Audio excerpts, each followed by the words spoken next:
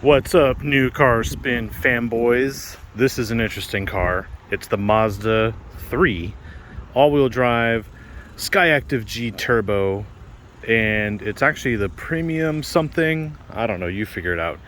They did not give me a window sticker, but they did give it to me for the week. So you can see it's got pretty nice wheels. It's got a little spoiler up there above the hatch, and it's a hatchback design. So Mazda is a very interesting car company, and I want to dive into this thing. I don't want to really shit on this car. I just basically want to tell you how I discover this car to be. First of all, it's got some really nice taillights. It's got the sexiest turn signals ever. They come on really bright and really fast like an LED, but then they fade out. Can't really see it on camera because of the refresh rate, but they come in and then they go pshh. And LED lights are used because they have a higher reaction time than the standard bulbs from the older cars. So you get better reaction time from the person behind you when you hit brake lights or turn your signal on, stuff like that. So LEDs are kind of the standard nowadays, but back then they really weren't. So you look at the side of this car and you go, wow, look at the design. Well, what I look at is how the panels fit and how fluid this is and how everything is just so precise as far as the lining up of the body panels. And then you see the gaps. The gaps are pretty consistent too. And Mazda does that very, very well on their 3 and the 3 sedan. It's just incredible. Of course, you see the front end. You see that huge splitter in the front there. No canards, but close enough. And this is what I want to get into with the Mazda, well, the brand, right? Because my mom had an RX-7 when I was a kid in the 80s. She had, well, the old school RX-7. So I know Mazda very well. I know it as a sports car company, but they have the CX-30, the CX-50, the CX-5, and the CX-9. And they have the Miata and the 3. I can't think of that many sports cars that they actually make. And my argument has always been that the Miata needs to be based off of this platform here because the Miata is too small. It needs to be larger for safety reasons, and it needs this engine for more performance. This would be the perfect platform for the Miata, but that's a whole other discussion. We're going to talk today about this hatchback, and there's something very interesting going on here because this has an automatic and it's all-wheel drive. We always want a turbo manual all-wheel drive, but no one ever buys it, so this is what they give us. And my whole thing here is this really a sports car? If Mazda's a sports car company, does this really show the best that Mazda can do? And I think it is not, because they spend more time on their SUVs and CUVs and their little Miata than they do on this car. As well as it's constructed, they still have a long way to go with this car. So you know, it's not a bad car, but I just think, you know, if you want a sportier hatchback, I'm just going to tell you right now, the Toyota Corolla manual is much better car for about 10 grand less than this one. And you might be dissing me or hating me on this video right now, but I really don't care because it's the facts. They have a Corolla GR coming out with 300 horsepower and all-wheel drive and a manual. And what is Mazda doing? This is what you get. And obviously you need to be competitive, but this is a very good car when it came out a couple of years ago, but they just kind of linger with this thing. And they spent all their time on their CX-50 design, and they should have done it in parallel with this. Whatever they did for the CX-50, they should have done in parallel with this car, because really it just shows that they're just kind of one and done here. Obviously keyless entry. We don't have power folding mirrors, but Bose stereo, nice red interior. And I'm glad this isn't one of those red Mazdas with that expensively red paint, because this gray looks better with these black wheels and that black spoiler up top. As we get in, well, the cockpit layout is really cool, and this is what I think a Miata should feel like inside these days. We've got a sort of a you know, the Honda Civic, the new Honda Civic is sort of copying this layout here. It's basically like a Japanese Audi at this point, and the Civic does the same thing, except the Civic has a cooler honeycomb effect across. But we don't have a touch screen here like we do in the Civic, and we do have an Audi-like control here for the central unit. And then we have, weirdly, we have buttons over here for the seat memory, some pockets for storage and things like that. So we'll turn the car on.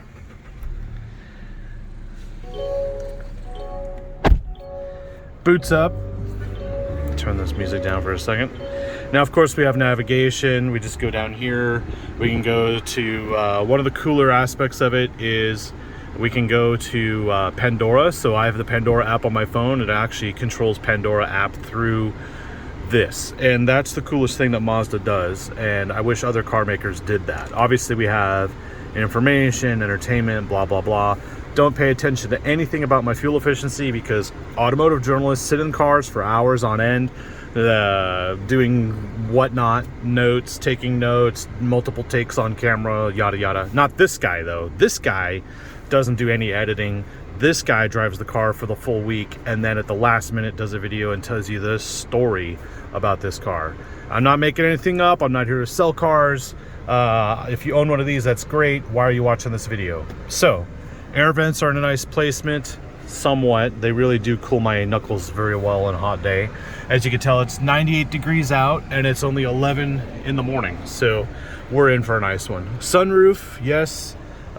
Sunglasses, storage. That's where I lose all my sunglasses every time they pick up a press car. And the visibility out the back is okay, except for that corner there. And the visibility is actually really weird right here too, because this A-pillar is so thick. It can actually hide cars that are turning left. Like if you're in the right lane and you want to make a right and then there's a left turn lane from the other direction. Look at this. I cannot see the entire road. So, yeah. Obviously this car looks like it will be safe, and oh, that does beg another question here. I mean, for as well put together as this car looks like it is, it sounds pretty cheap. And today's July 5th, and I just noticed someone set off a grenade-looking thing. I don't know what that is, but it's time to get out of here. I've never seen a Mazda 3 hatchback with a roof rack, but maybe it's time for a roof rack on one of these things. It is a nice car for a road trip. It's pretty comfortable. These seats don't have much lateral support. They're perforated, but they're not vented. There's only heated seats and a heated steering wheel in here. And this automatic is better than the automatic in the Corolla, I will admit. The Corolla is a CVT, whereas this is a 6-speed. And then we have a sport button here on the manual. But the problem is, this manual transmission really is holding this car back because it shifts at the weirdest times, and it doesn't really work well with the way the turbo spools up. It just seems to have a lot of lag.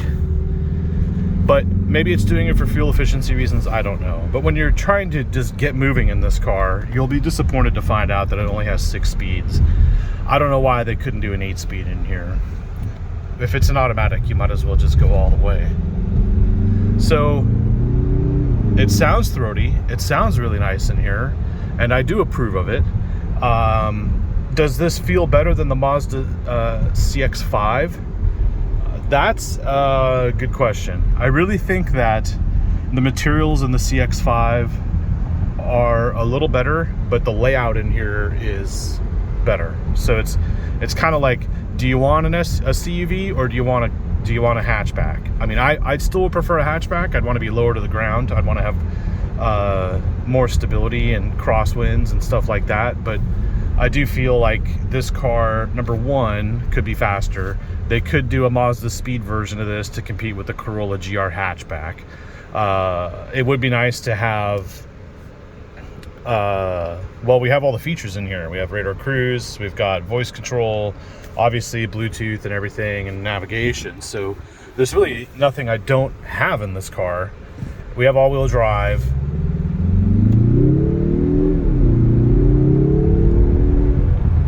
And it is peppy in normal mode. And that's pretty much it. I mean, it's a decent car, yes, but I think it's kind of pricey, and for what you end up getting in here is a very decent commuter car. But are people really commuting these days? I mean, with the hybrid workplace or the hotel system or remote 100% work environments, you're really just needing a car to get to the grocery store or get out of town. And while this car has great air conditioning and it is very comfortable, it just lacks that sportiness that I think a Mazda needs to have. And this is where I get a little upset about Mazda, because they focus all their time and energy on the CX-50, the CX-30, the CX-5, the CX-9, and then this car, they just came out with it and then they just kind of let it fizzle. So I'm at the point now where I'm like, you know, they need to do more, and it's time, and I want to thank Toyota for doing that. But you'll notice here in the Mazda, we don't have auto stop start on the engine, and there's no defeat button for it because it doesn't exist, which is a nice thing that you get in a lot of these Japanese cars that aren't hybrids. And I love the center display. You can actually use this info button here to change it, and you know, you also have heads up display too. So I mean, this would be an awesome Miata in the future if they were able to weigh to, like, you know, shorten it. I don't need a 4-seater Miata, but you know what I'm saying. They could easily take this car and make it something really cool. It's very wide in here. It's very comfortable. It's really good over speed bumps. And just in general, like for a daily car, here we go, an MPC in front of us. I mean, you just had to do this and slow down. Oh, God. And then you're going to change lanes again, aren't you? As an MPC would. Oh, look at that. Okay. I guess I overestimated the MPC. Anyway, see, there's a Mazda CX-5. What is that? No. 6.9. It's in a red color I've never seen on a 9 before. Alright, so, you know, this car's great. It moves. It has a sport button, which just basically holds the RPMs. I have paddles, and the paddles help. You know, when you touch a paddle, it definitely goes into manual mode there, and you have to hold the paddle to get it back to get it to go back into auto mode, or you could slap this into manual or whatever, right? So, you know, in essence, the electronic parking brake doesn't detract from the sportiness of the car. It's a great car. It auto locks when you leave it. I have a 360 camera, and you can obviously see the camera works at 50 miles an hour. So, I mean, this car has some tech in there. It's well integrated, and I know a certain teenager who prefers this over the Corolla, but something in me says the $10,000 I'm saving on that Corolla and the 300 horsepower I'd get with the hotter version is going to make Mazda sweat a little bit, because, you know, they need to sell cars. And how can they sell cars if they're just making boring hatchbacks? And yes, I would have this over a Volkswagen any day. I would have this over a Volkswagen. But, you know, do I need this? Do I need this? The answer is no. But if this was a Miata, like if I had a convertible top right now and, you know, it didn't have that back seat, if the Miata was this size and had this interior and these features, oh, dude, I'd buy two. So that's basically where I'm at. The Mazda 3 hatchback is a nice car. You can get to and from work in it. You're not going to be lacking on power, but it's not sporty enough. And while it does move, and it has some tech, and it has a lot of features, I think that it's a great alternative to the Volkswagen Golf, or maybe even the more expensive Mini. But you have to consider the fact that you know, this tech comes at a price. And I think if you wanted something simpler or less expensive, obviously there's a lower trim model of this car. There's a front wheel drive version of this car. This is the fully loaded version. But, you know, I'm looking at it from the perspective of, is this the best Mazda can do? And this is their answer. Yes, this is the best they can do. So keep that in mind. It's not a terrible car, but there's a lot of competition out there. And if you're going to sign on the line for one of these, I would assume that you've looked at them all. The Civic, the Corolla hatchback, and the Golf GTI, and the Mini. because that's the kind of money this thing is pulling, and I'm not too sure it's going to be the sportiest of all the choices, right? And that's just looking from the perspective that I know Mazda is a sports car company, right? And I think they're slipping. So this is my chance to tell them that. Just keep that in mind as well. So this video sometimes isn't just for you guys, it's for the manufacturer that gives me the car. So I hope and pray that Mazda sees this and takes this information and does something with it, because this is the opportunity. All right, thank you for watching, and I'll see you next time. Ciao.